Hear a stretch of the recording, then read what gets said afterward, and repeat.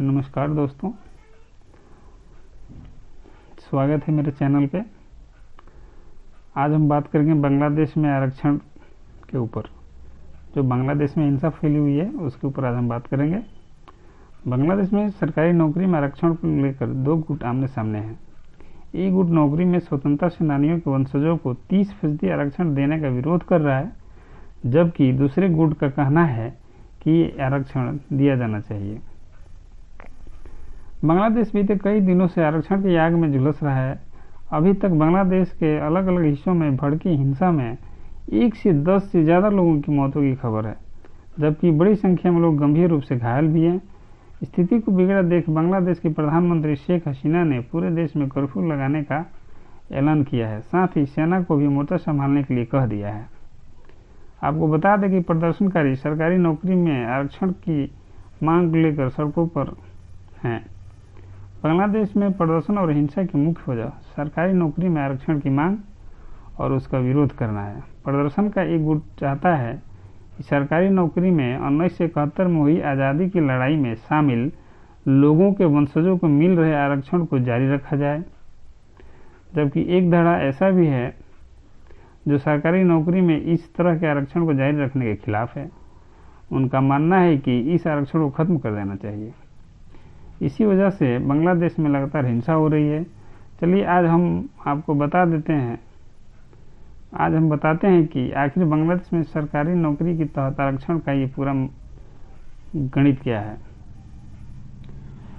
बांग्लादेश में सरकारी नौकरी में मिल रहे आरक्षण की बात करें तो इसके तहत स्वतंत्रता संग्राम में हिस्सा ले चुके लोगों के वंशजों को 30% आरक्षण दिए जाने का प्रावधान है, जबकि 10% आरक्षण महिलाओं के लिए रखा गया है। इस तरह जिला कोटा के तहत पिछड़े जिलों में रहने वाले लोगों को 10% का आरक्षण दिया जाता है। वहीं धर्म के आधार पर अल्पसंख्यकों को 5% और विकलांग लोगों के 1% का आरक्षण का प्रावधान रखा गया है। 2018 में विरोध प्रदर्शन के बाद शेख हसीना सरकार ने आरक्षण व्यवस्था को खत्म कर दिया था, लेकिन इस साल जून में हाई कोर्ट ने सरकार के इस फैसले को गलत बता दिया था। आपको बता दें कि सन 2018 में आरक्षण रद्द किए जाने के खिलाफ फैसला बांग्लादेश के रिजर्वेशन का विरोध लंबे अरसे से हो रहा है। सन 2018 में देश भर में हिंसक विरोध प्रदर्शन हुए थे, जिसके बाद सरकार ने उच्च श्रेणी की नौकरियों में आरक्षण रद्द कर दिया था। इस साल 5 जून को बांग्लादेश हाई कोर्ट ने आरक्षण को लेकर एक याचिका पर फैसला सुनाया। कोर्ट ने सन 2018 में सरकार के आरक्षण रद्द करने के सर्कुलर को अवैध बताया। कोर्ट के इस फैसले के स्वाभाविक रूप से सरकारी नौकरियों में आरक्षण फिर से लागू हो जाएगा। कहा जा रहा है बीते दिनों सरकार की तरफ से जब प्रदर्शनकारियों को राजाकार कहकर संबोधित किया गया तो इससे भी हालात और तेजी से बिगड़े।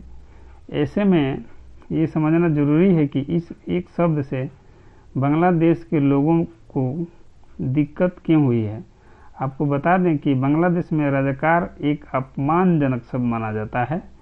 कहा जाता है कि राजाकार शब्द का एक अपना पुराना इतिहास है। दरअसल इस शब्द को लेकर सबसे पहले 1971 में ही इस्तेमाल किया गया था।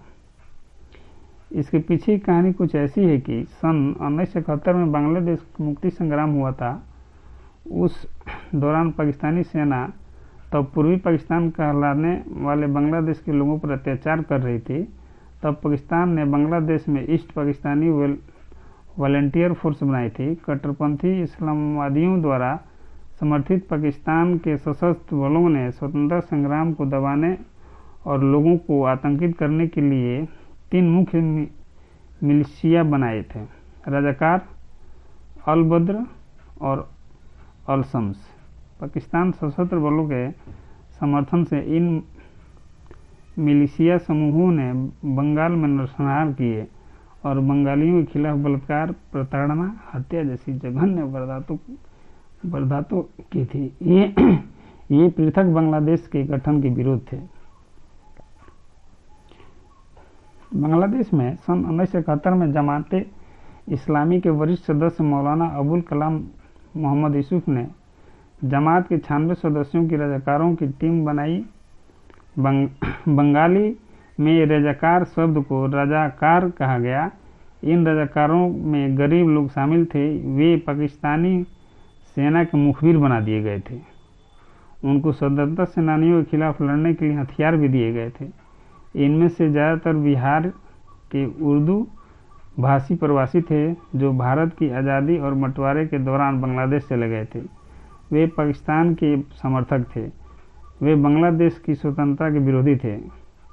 उन्होंने बंगाली मुसलमानों के भाषा आंदोलन का भी विरोध किया था। इसी को लेकर दोस्तों बांग्लादेश में काफ़ी अभी उथल पुथल मची हुई है। उम्मीद है सब व्यवस्था जल्द ठीक हो जाएगी। जय हिंद, जय भारत, नमस्कार।